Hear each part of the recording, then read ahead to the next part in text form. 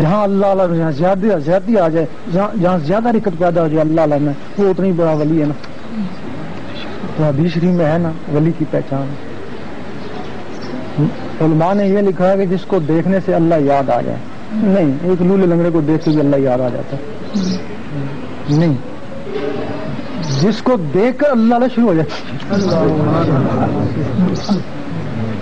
جہاں سے بھی تمہاری اللہ اللہ شروع ہو جائے بس ٹھیک ہے.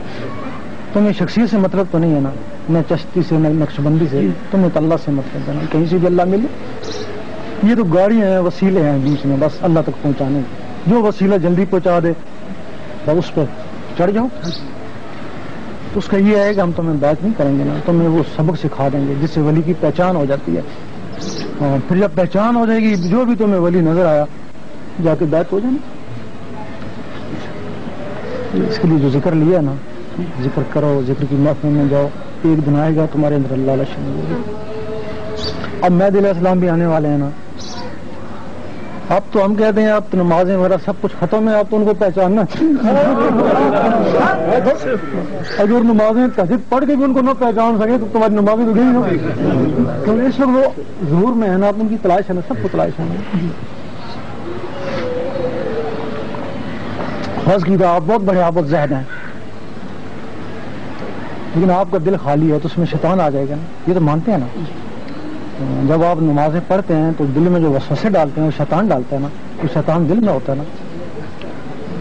پھر آپ لوگ سننے کہیں گے یہ دجال ہے، آپ کہیں گے میں بہت بڑا نمازی ہوں، پکا سنی ہوں، بریلوی ہوں، میں صرف اس کو دیکھنے کے لیے جاؤں گا.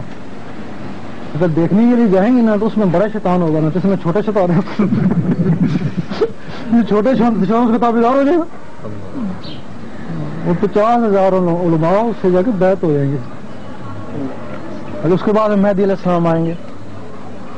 ٹھیک ہے، تمہارے اندر کچھ بھی نہیں ہے، کوئی داڑھی والا بھی نہیں ہے، لیکن تمہارے اندر اللہ اللہ ہے. اللہ اللہ کا معمولی میں نور ہے. تم جب مہدی علیہ السلام کے سامنے جاؤ گے تو وہاں نور کا گولا، یہاں نور کی کرن ہے. یہ اس کو اپنا استاد مان لیں گے نا. اب بتاؤ وہ نمازی بہتر یا یہ ڈاکو بہتر؟ یہ ڈاکو بہتر.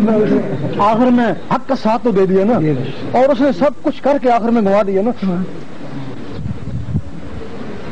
تو اب ہم یہ چاہتے ہیں کہ بس ان کی اب چونکہ آ چکے ہیں نا، اب ان کا ساتھ دینے والے بھی چاہیے نا.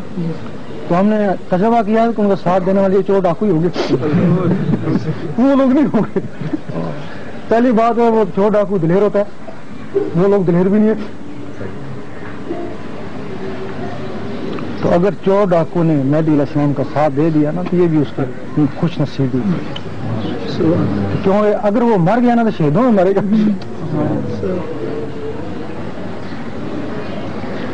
اس وقت ساری دنیا کو یہ ہے کہ مہدی علیہ السلام آ چکے ہیں.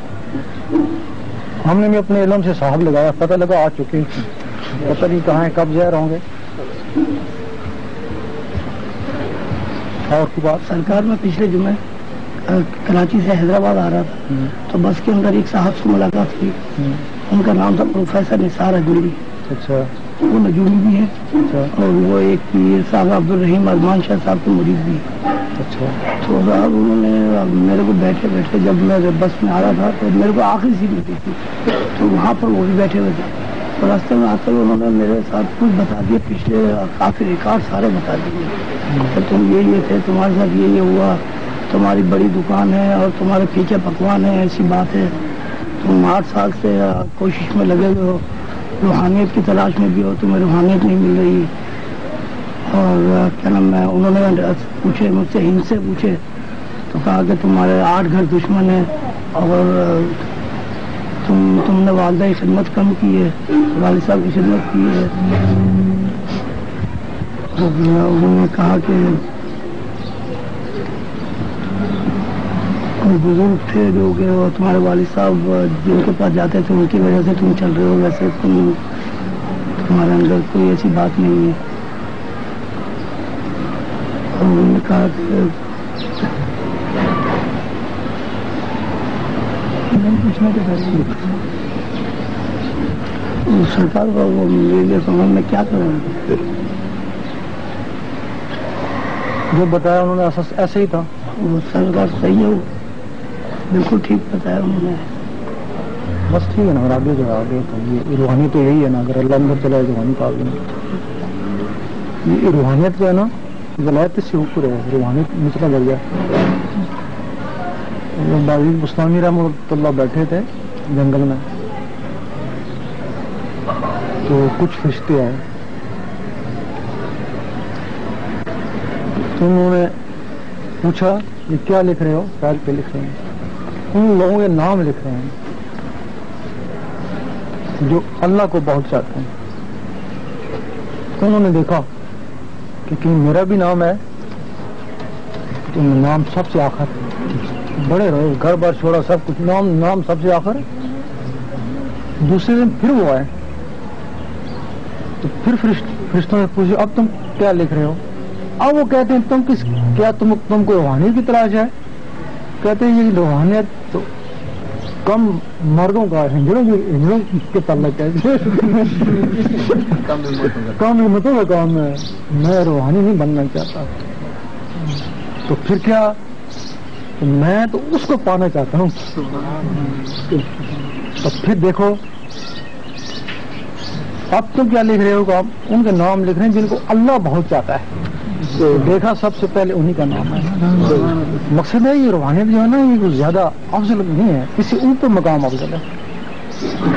تو روحانی گمراہ بھی ہو جاتے ہیں, اس جو اوپر افضل مقام ہے نا وہ گمراہ نہیں ہوتے. یہ جو فقیر ایک دوسرے سے لڑتے ہیں وہ روحانی ہوتے ہیں.